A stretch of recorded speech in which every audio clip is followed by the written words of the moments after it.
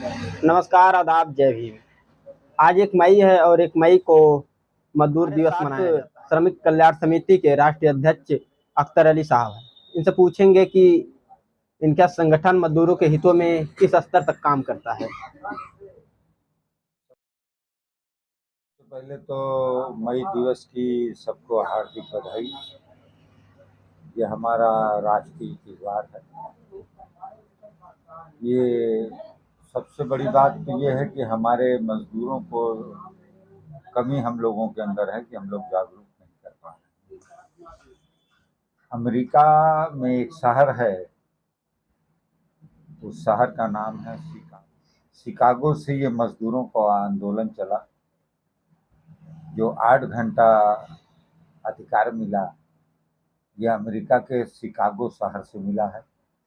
लाखों लाख श्रमिकों ने गोलियां, तब यह अधिकार मिला है 8 घंटे का। लेकिन वर्तमान समय में मजदूरों का एकजुट न होना, आज पूंजीपति, बड़े बड़े पैसे वाले, बड़े बड़े कंपनी वाले, बड़े दुकानदार हम लोगों का दोहन कर रहे हैं। अब ये फिर 12 घंटा ड्यूटी हमसे लेने लगे। उस समय तो 24 घंटा लोग लेते थे। बच्चे अपने पिता के शक्ल को भी नहीं पहचान पाते थे जो 20-20 साल के हो जाए। तो इस तरीके से हमारे देश के अंदर जो गड़बड़ियां हैं, वो गड़बड़ियां ये हैं कि शिक्षा हम मजदूर अपने बच्चों को नहीं दे पा रहे हैं। इस महंगाई के दौर में जिस तरीके से हर सामान इतने महंगे हो गए हैं, महंगाई इतनी चरम सीमा पे हो गई है कि हम 2 जून की रोटी अपना भरपेट नहीं कर पा रहे हैं अपने बच्चों का। बच्चे भूखे रह जा रहे हैं, हम शिक्षा कहाँ से देंगे? तो मैं तो अपने मजदूर भाइयों से कहना चाहता हूं कि वो अपने बच्चों को शिक्षित बनाएं। और बाबा साहब भीमराव अंबेडकर जी ने सबसे पहले अपने समाज को और मानव समाज, उन्होंने कहा कि जो पढ़े लिखे लोग हैं उनसे अपील किया था कि आप शिक्षित हैं तो आप अपने समाज को भी शिक्षित करने का काम करिए। लेकिन हमारा समाज जो शिक्षित हो गया है वो अपने लोगों को जागरूक नहीं कर रहा है, केवल अपनी मौज मस्ती में मस्त है। अगर वो तरक्की भी कर लिया, अधिकारी भी हो गया, तो उसने भी अपने फर्ज को नहीं निभाया कि वो अपने नात रिश्तेदार, अपने परिवार, अपने गांव के बच्चों को वो शिक्षा दे सके। और जैसे आप संगठन चलाते हैं, श्रमिक कल्याण समिति, ये ज़मीनी स्तर पर इसका क्या महत्व है? ये हमने संगठन बनाया, 2003 में रजिस्ट्रेशन कराया। मैं 400 चौराहे पे चाय पी रहा था।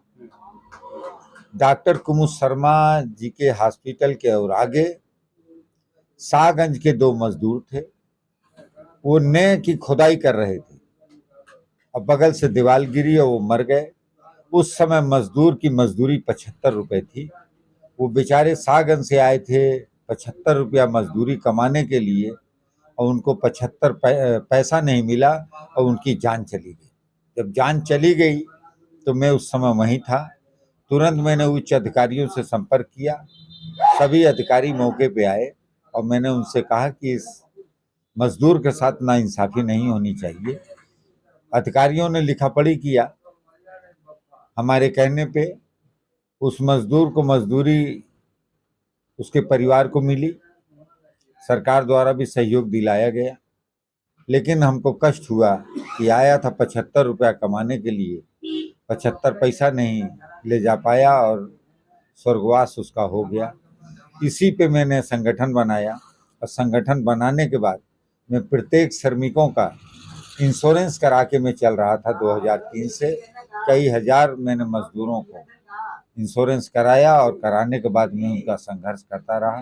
में मजदूरों की बात को उच्च अधिकारियों तक पहुंचाने का मैंने काम किया, और बड़े अच्छे अच्छे अधिकारी थे जिन्होंने मेरी कभी भी बात नहीं किया और न ही सौतेला व्यवहार किया।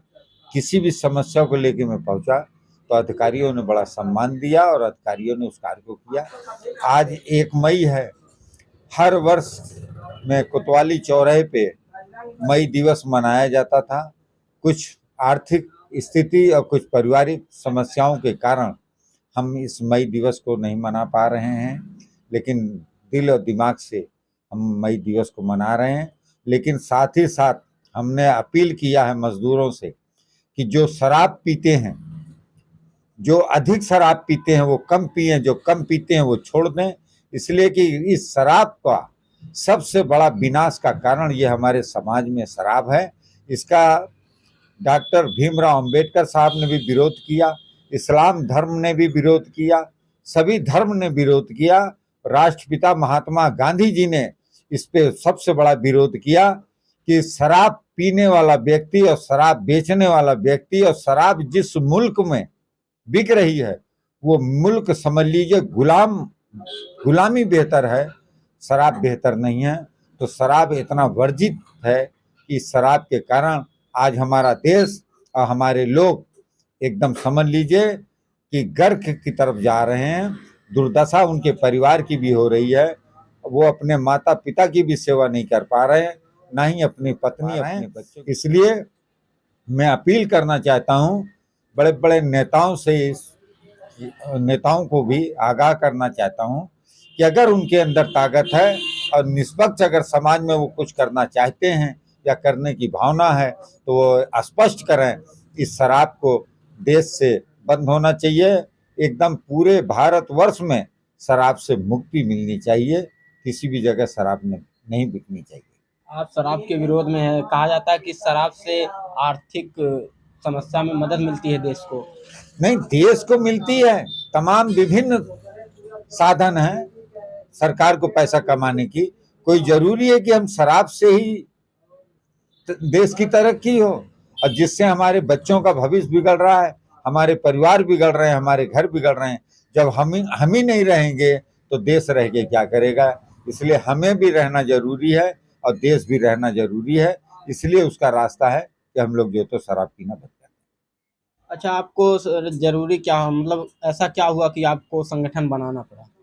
संगठन हमने देखा कि मजदूर जगह जगह अपनी बात कर रहे हैं, उच्च अधिकारियों तक जा रहे हैं, लेकिन वो केवल टहला रहे हैं, कल आना परसों आना, कोई भी बात नहीं सुन रहा है मजदूरों की। इसलिए हमको मजदूरों का संगठन बनाना पड़ा, इसलिए कि हर चीज का दाम तो केंद्र और राज्य से बढ़ जाता है, मजदूर की मजदूरी कहाँ से बढ़ेगी।